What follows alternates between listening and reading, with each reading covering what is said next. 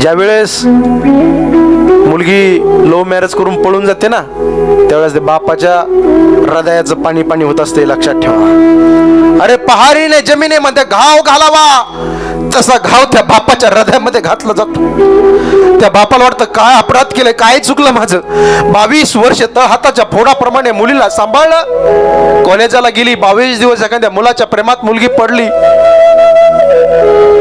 आणि पळून गेली.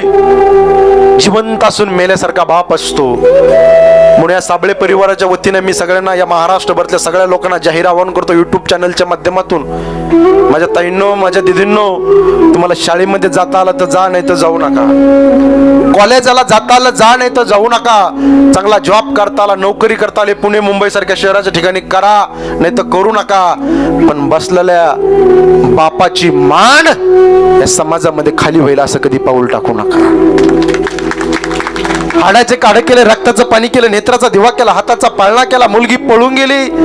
कोपऱ्यामध्ये जेवत नाही तो बाप, डसडसा रडतो बाप, गुराढोरासारखा बाप रडतो, अंधारामध्ये शेताच्या बंधावर जाऊन एकटाच रडतो.